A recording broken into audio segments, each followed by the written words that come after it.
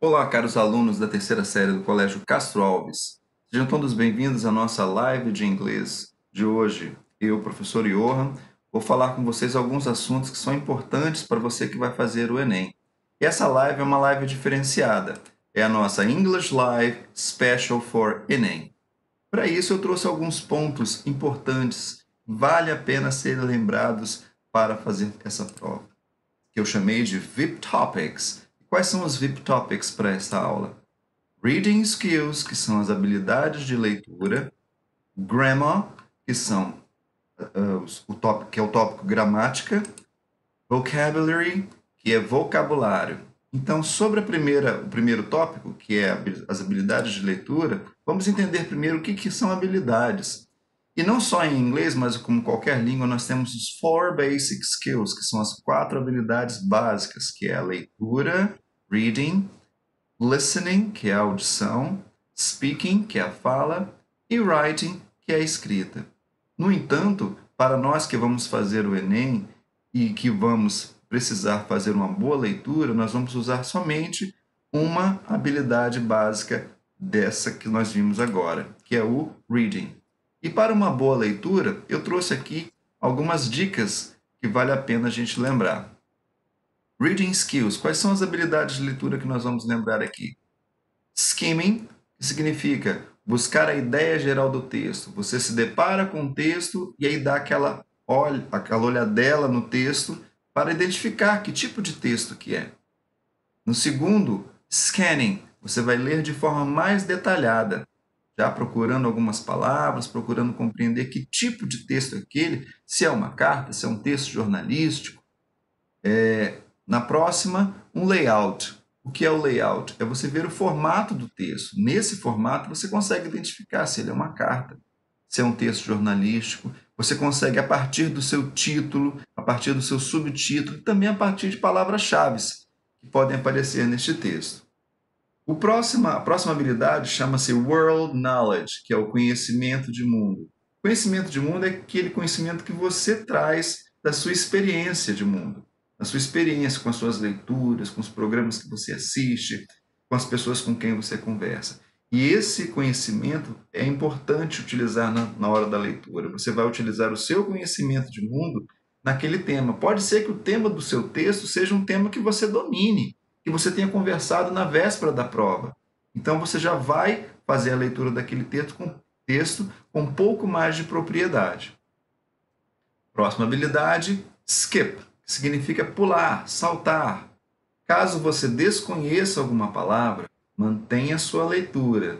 E se necessário for, retorne aquela palavra depois. Às vezes aquela palavra nem vai influenciar tanto a compreensão do texto ou as questões que você precisa fazer.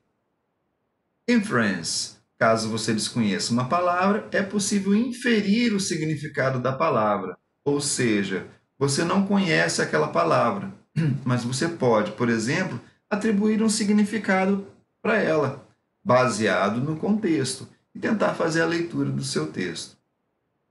Próxima habilidade chama Transparent Words. São palavras transparentes. Fique atento às palavras cognatas, que são aquelas palavras que se assemelham ao português. Elas podem te ajudar bastante na hora da compreensão. Learn affixes. Utilize os seus conhecimentos sobre prefixo e sufixo, que são aquelas palavrinhas que são agrupadas ou colocadas junto aos radicais. Por exemplo, vou usar o verbo esquecer, que é o verbo forget. O verbo forget, que significa esquecer, se eu coloco ao final dessa palavra o sufixo able, forgettable, ele deixa de ser esquecer e passa a ser esquecível. E se eu coloco un, que é o prefixo, unforgettable, aí ele se torna inesquecível. Ok? Então, vale a pena conhecer esses prefixos e sufixos, porque eles podem ajudar bastante na compreensão de algumas palavras. Seguimos agora para o segundo VIP Topic, que é o Grammar, que é a gramática. E eu separei aqui, fiz um resumo para você de tempos verbais, que compõem present, past, presente e passado, que podem ser ambos simples, contínuo ou perfeito. E o futuro, professor? O futuro também. Ele pode ser will ou going to. Resumidamente, esses são os tempos verbais, ou aqueles que a gente mais encontra. E eu trouxe agora uma tabela para você, para que você possa se lembrar de alguns tópicos que nós falamos na sala de aula. Veja agora. Eu tenho aqui os tempos verbais, present, past, future, e tenho o status de cada um, se ele for simples, contínuo ou perfeito. Então, se o tempo for present simple ou simple present, ele vai falar sobre fatos, hábitos ou rotinas. E o auxiliar que nós vamos usar é o do e das.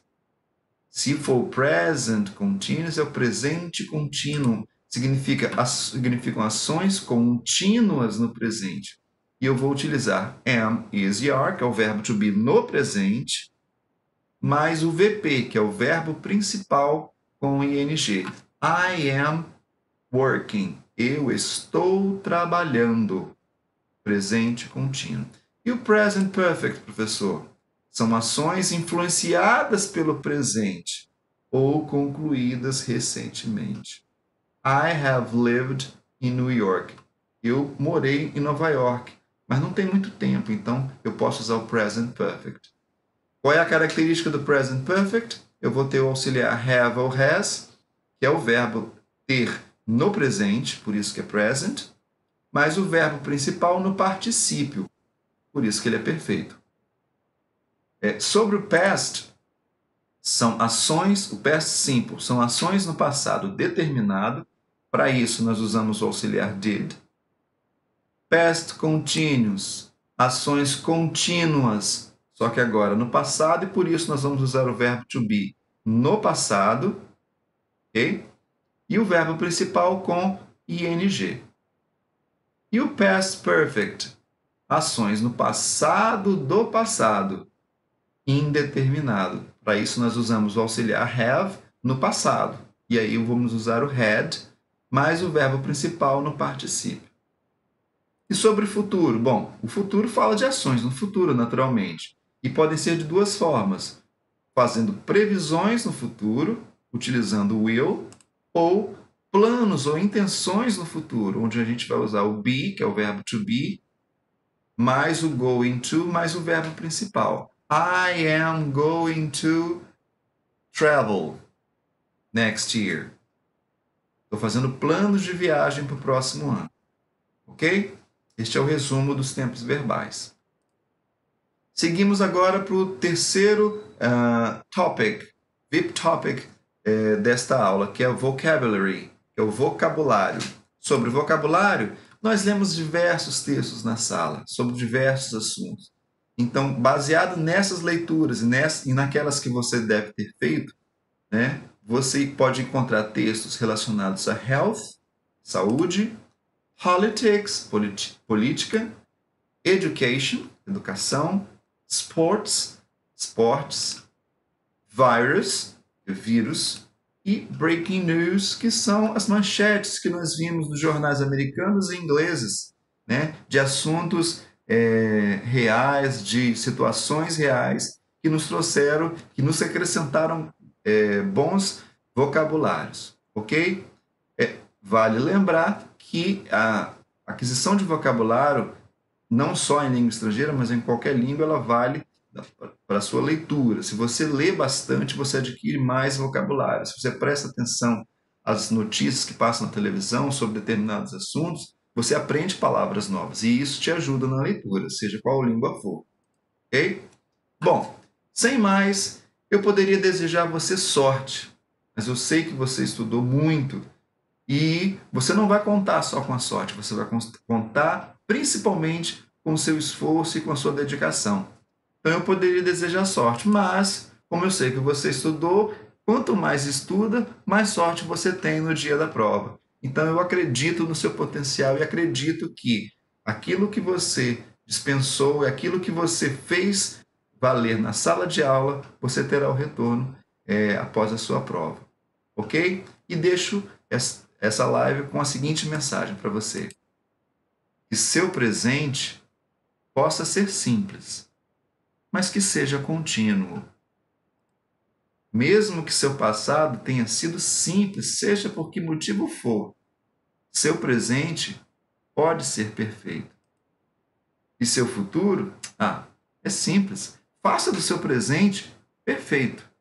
E o mais vos será acrescentado. Um grande abraço, uma boa prova e fiquem com Deus. Tchau.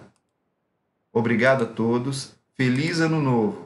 Fiquem em casa e, se saírem, usem máscara, por favor. Grande abraço.